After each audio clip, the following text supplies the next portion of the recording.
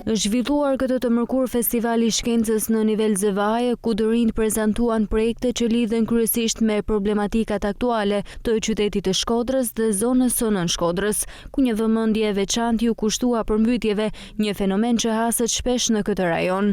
Të rinjt tregojnë se janë bazuar në situata reale dhe shqetësime aktuale, duke synuar të japin ide dhe zgjidhje përmes punës së tyre kërkimore. Sot për sa i përket Festivalit të Shkencës, kemi vendosur të prezantohemi me projektin me temë kur uji kthehet në rrezik dhe përgjatë këtij projekti do shqyrtojmë ndikimin e përmbytjeve në cilësinë mikrobiologjike dhe kimike të ujit, në pjellërinë e tokës bujqësore dhe në diversitetin lokal. Në fakt, arsyeja pse kena zgjallë këtë temë është sepse për ne është një problem real dhe aktual, sepse gjithë e dimë që fshati Obët është i prekur pothuajse për çdo vit nga përmbytjet. Dhe duke qenë se ne si pjesë e komunitetit e ndjejmë dhe e përjetojmë fakt më shumë se çdo kusht tjetër, sot vendosëm të paraqesim zgjidhje që mundën me reduktu këtë problem. Ideja e këtij projekti ka lind për arsye të problemit të madh që ndodhet në Bashkinë e Shkodrës, e cila është përmbytja.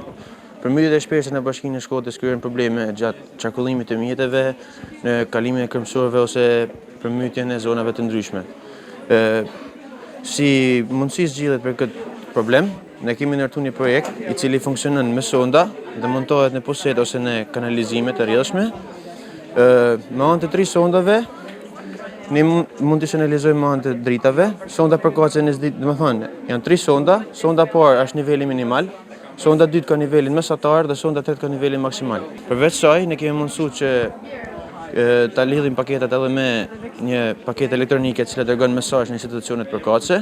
Pra, nëse uji arrin në nivel maksimal, përveç se nëse drita tretë, shoqërohet me sirenë dhe dërgon mesazh në telefon. Në këtë festival marrin pjesë 14 gjimnaze, të cilat prezantojnë gjithsej 23 projekte, ndërsa konkursi do të zhvillohet në 2 faza.